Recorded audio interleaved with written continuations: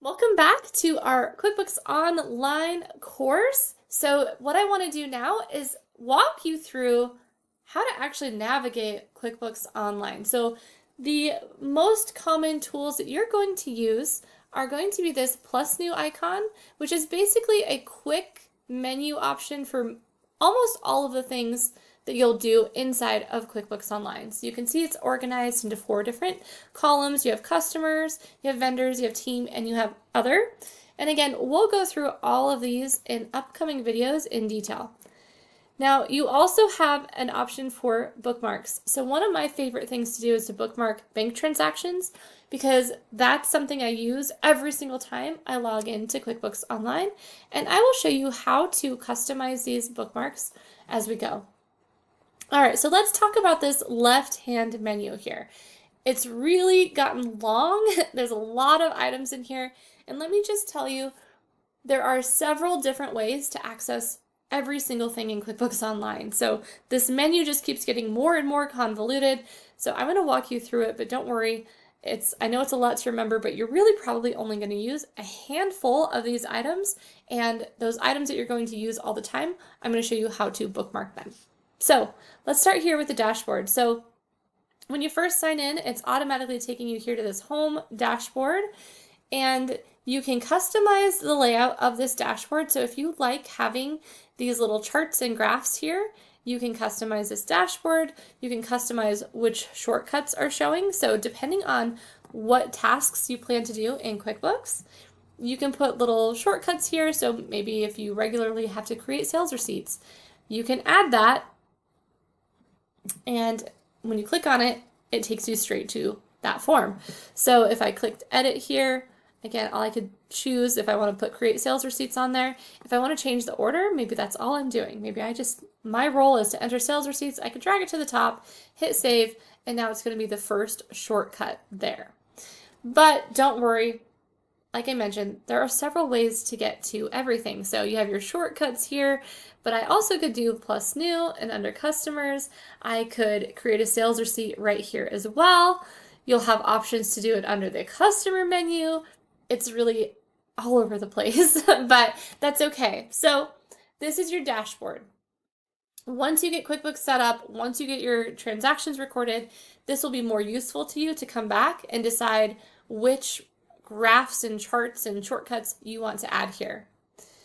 All right, so under transactions, the number one thing you'll need to do is update your bank transactions. So I'm going to click on bank transactions here. You'll notice that the same menus that are here are also listed across the top here. So again, they're going to give you many, many ways to get to everything you need. In an upcoming video, I'm going to show you how to actually connect your bank accounts here. For now, I just want you to be familiar with where this is. Now, they also have this tab called App Transactions.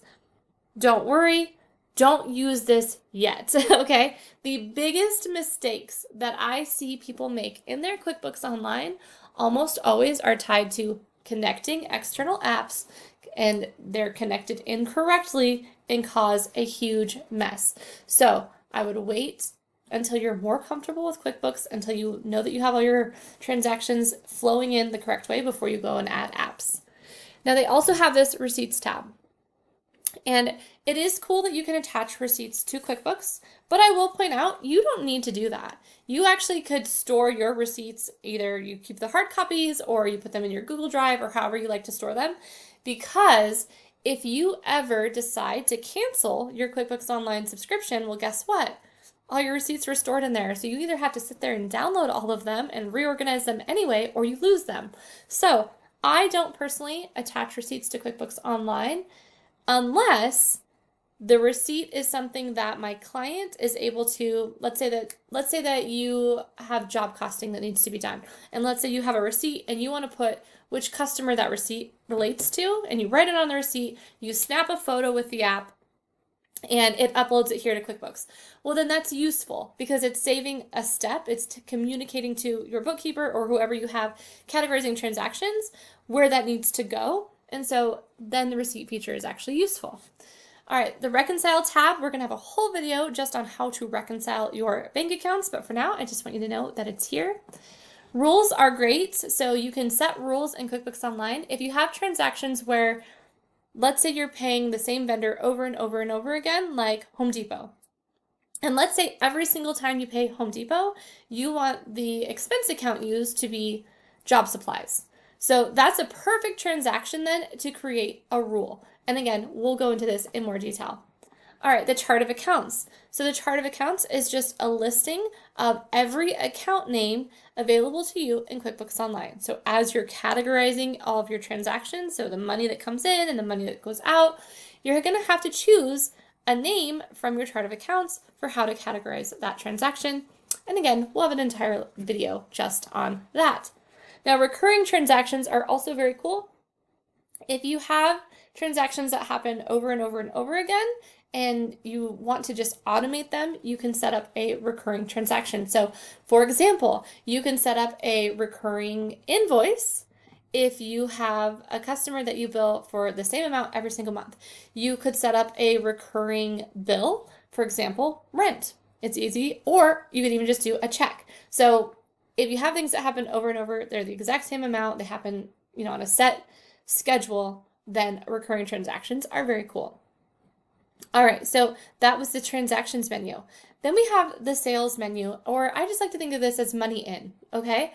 So here you're going to have your overview, and again, you can customize some of the ways that this looks. They have quick actions here. If you're dealing with money in, here's all of your different options for how to record money coming in. You have all sales. So this is going to show you all those invoices that you've sent out. Right now I'm in the demo file and I haven't created anything yet, so nothing is going to show here. All right, under invoices, again, this is going to, once you've created an invoice, let's just do a quick sample so you can see what it looks like. We're going to add in a customer, which we don't have any, so I'm going to say add new, and the company name is going to be my test customer. All right, QuickBooks is automatically going to assign an invoice number. They're automatically going to assign terms net 30. I'm not going to worry about any of that right now because I just want to get our first invoice set up. I'm going to just choose services, $50, and we're going to go ahead and save and close. All right, I just want this invoice in here, so now you can see what it looks like. So once you've entered an invoice, this invoices tab is going to show you a list of your outstanding invoices, and you have options here to customize the columns that you want to see and how many rows that you want to see. I'm going to click Save as Default because I always want it to show that way. You can search by date, which is very cool, and you can sort by status. So if you just want to see your overdue invoices, you can click that. Now this bar here also lets you sort that way. So you'll notice that here it says overdue, and I don't have any that are due yet, so it's $0. But if I had an overdue invoice, I could click on this gray bar and it would just show me the overdue invoices. If you click here, these are not deposited, and if you click here, this is deposited. Now, because I haven't received any customer payments yet, there's nothing to see there. All right, estimates. If you create estimates that your customers then approve before you convert that to an invoice, all of your estimates are going to show under this tab.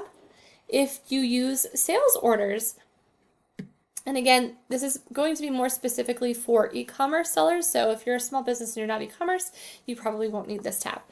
Recurring payments, again, if you have customers that pay you over and over and over again the same amount, you can set up your recurring payments here. If you want to use payment links, so if you quickly want to have a customer pay you, you can create a payment link. You can put in how much it's for, what it's for, put in the customer name here, and their email, and you can decide if they're going to pay by card or ACH, and then send the payment link. Very cool. All right, deposits. These are also under your sales menu. So again, remember all the money in. Deposits are when you've actually received money from a customer. Your customer list will show here. And again, they're giving you so many options to see the same information over and over again. But what's great is you can actually use the search bar here to search through your list of customers. And then you have all of these options for what you can do with the customer, like receiving a payment. QuickBooks is trying to help demonstrate here. Creating an invoice, receiving a payment, creating an estimate, sending a payment link, creating a sales receipt, a credit memo, or a statement. And we will go more in depth into how to actually create invoices, estimates, how to handle customers in future videos. All right, our next big menu is expenses. And again, all of these same items are along the top here. So you'd click on the expenses menu if you want to deal with money out. So that's money you've already paid, bills you need to enter, which are things you'll pay in the future. If you want to deal with your vendors and updating your list of vendors. If you want to add them as contractors, so if you know that you're going to have to issue them a 1099, you can set your vendor up as a contractor. What's cool about this is that when you put in their name and email, QuickBooks will email them automatically to collect the right information that you need to do a 1099. If you're a business that tracks mileage, you do have the app to track mileage, which is very cool. And then if you do decide to issue 1099s using QuickBooks, they have a really simple process right here inside of QBO to pull all the information straight from your contractors and prepare those 1099s. So I like to use that. All right, so what's interesting is we have our sales menu, and in our sales menu, we already have customers. Well, you also have another menu here for customers. Seems a little bit redundant to me, but again, that's, we don't have control over that. So you have the same customers menu right here, and then marketing. So QuickBooks is trying to get into everything apparently. And so I think they've acquired MailChimp, which is a marketing tool. I personally don't use QuickBooks for anything other than accounting. So I like to use software for what it's built for and what it's best for, and not go into all these other options. So what I'm going to show you right now, I don't want to see this menu on my list. This is not useful for me because I'm going to access my customers under sales, and everything else in here is gibberish. So I'm going to click on this pencil icon to customize my menu, and I'm going to find customers and leads, and I'm going to uncheck it because I don't want it there anymore. All right, and then I'm going to hit save, and now it's a little bit cleaner. All right, then the next menu item is reports. So QuickBooks Online, behind the scenes, as you enter transactions, it's automatically creating all of your reports for you. Now we will go into detail on the profit and loss and the balance sheet, the AR aging summary in upcoming lessons, but I just want you to know that you have the standard reports, but you can customize reports as well. And so when you start with a report, you customize it, you can save it. It'll save it here in this custom reports section. They also have some management reports, which you may or may not find useful. I personally don't tend to use their management reports, but if you wanted to, you could come check them out, hit preview, and it's basically it's your profit and loss and your balance sheet. It's just compiling them for you. So it's entirely up to you if you'd like to use any of those. All right, payroll. If you're using payroll, this is where you would go to add your employees. It's interesting that they put contractors here because contractors are not payroll. By definition, they're going to get a 1099, but it's nice just to track, I guess, all of your people together. And workers' comp. Now, I don't use QuickBooks Payroll, and I don't personally recommend QuickBooks Payroll either. So I'm going to remove this from my menu, and I'm also going to remove time because since I'm not doing payroll, I'm also not doing timesheets in QuickBooks. If you do have employees and you want to use QuickBooks Time, they do have some good apps for this. They acquired another company, it was T-Sheets, prior to this, that their whole business was time tracking. So they actually built a really great piece of software, and then Intuit acquired them. And so if you use QuickBooks Time, it used to be T-Sheets. And again, I'm not going to have employees, so I'm going to go ahead and remove both of those from my menu as well, so it's getting a lot more manageable. All right, under taxes, we have sales tax, income tax, and 1099 filings. If you are using sales tax, there is a built-in tool right here in QuickBooks Online to calculate all of your sales tax transactions. So if you're going to sell something that needs sales tax, you'd want to keep this menu. Or if you have employees in payroll, you're going to find the income tax filings here. Or if you are using contractors, again, 1099 filings are here, but where else are they? They're also under 1099 filings. So this is another menu that I just don't need. All right, my accountant. I haven't found that this is the this is just one other way to invite your accountant. So you can send your accountant an invite right here, or you can just go to Manage Users and under Accounting Firms, invite your accountant. So again, it's another menu item that I just don't need here. Now this one, Live Experts. If you are doing your own bookkeeping, you don't need this. If you decide that you want to hire a bookkeeper, my personal recommendation would not be to go through QuickBooks Live. It's going to cost you probably more than what you would pay if you worked with someone like me to do your bookkeeping who's direct. And also, it's just, I have a lot of clients who come to me from here because it hasn't been the best experience for them. So it's up to you. They're going to try to market to you inside of QuickBooks Online, not only their MailChimp services, but their bookkeeping services. They're going to try to market to you their banking services. And again, my personal recommendation is always, I use QuickBooks Online just for the bookkeeping piece. I like to stick to what they were built for and what they're best for. And so for me personally, this is another menu I'm going to quickly get rid of. All right, lending and banking. Again, another menu I'm going to quickly get rid of.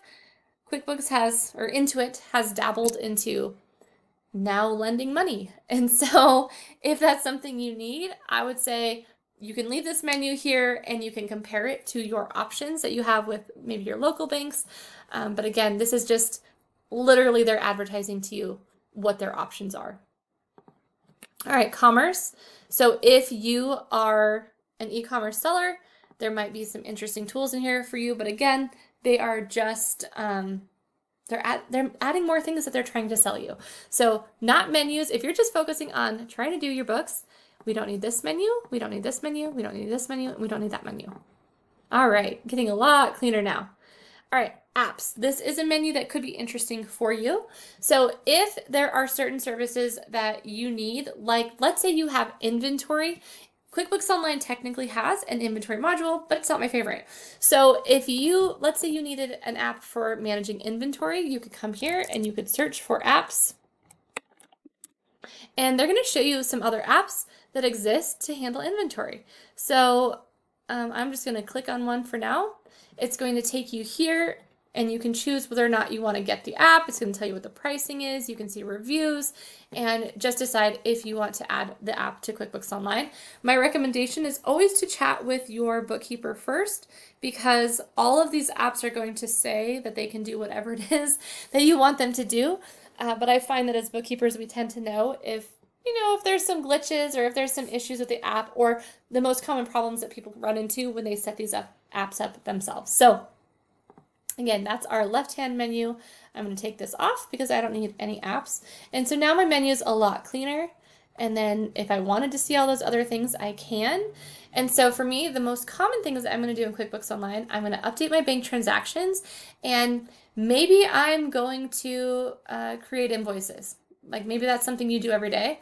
All you have to do to add it to the bookmarks is just click on the little flag here. And so now you can see I have bank transactions and invoices. So whatever the most common things that you do, you can put here. If you want to change this, just click the little pencil icon. And so for me, maybe you enter bills. That might be a good one that you want to put on there. Maybe you deal with the chart of accounts. Let's see if reconciliation is on here. Okay, reconcile. So there's something I do every single time. So now I have the bookmarks for the things that I actually do every single day right here. All right, so our top menu here, again, this is QuickBooks advertising to you, this contact experts. They're going to try to sell you their QuickBooks Live service. So I'm going to hit close on that. This one here is what's new. There's nothing apparently there, so we're going to click that out. This is your help tool. So you can search or you can use the assistant. And this is basically accessing QuickBooks support to try to, let's say you have a question about how to enter a bill. Let's see if it can help us. All right, and so it's going to ask you some questions and walk you through, or you can use the search field, how to enter a bill. And it's going to bring up the answers that you might need. So again, you click on here, it's taking you to their support. It's taking you to a video showing you how to do it, which is pretty great. So If you get stuck and none of this is working, you can always click Contact Us, and that will let you chat with Intuit support. Or you can request a callback or check the community. Okay, so useful menu. All right, these 9 dots here are just showing you your apps that you have connected. The magnifying glass is a search tool. But here's my favorite part. So not only can you search, and you can search for customers, vendors, transactions, an amount, anything, but your recent transactions are also going to show here. So that invoice that we entered as an example, that's the only transaction I have. But if I wanted to quickly go back to something I just did, I can click on it right here from the magnifying glass, and it'll take me straight to the transaction. You also can search. So let's say I need to find something and I don't remember the date or the amount or who it was, but I know I'm looking for a bill or something. You can search by that transaction type, and it'll pull up all the transactions that you have. And so you can search by description, you can search by your products or services, the accounts. They really give you a lot of options to try and find whatever you need. So I love the search feature. Okay, this is your notification center. So it's just this little bell here, and you can see whatever notifications they want to send you. Here's that gear icon, and again, we've got our company, our lists, our tools, and our profile. So the most important things you need to know about the gear icon is we're going to go deep into the accountant settings in an upcoming lesson. This is where you would go if you want to manage your users. So if you want to add your accountant or add a team member or remove people. Other important things here are your reconcile right here under tools. So if you want to reconcile the bank account, which we're going to have an entire lesson just on that as well. And then finally, subscriptions and billing. So if you need to cancel your subscription, upgrade your subscription, downgrade it, you'll go here to subscriptions and billing. So that's a quick overview, or not so quick, of how to navigate QuickBooks Online. And don't worry, because what we're going to do in our upcoming lessons and videos is we're going to actually go deeper into how to do every single transaction. So I just wanted to give you the big picture overview of where everything is, and now we're going to start drilling down into each individual section.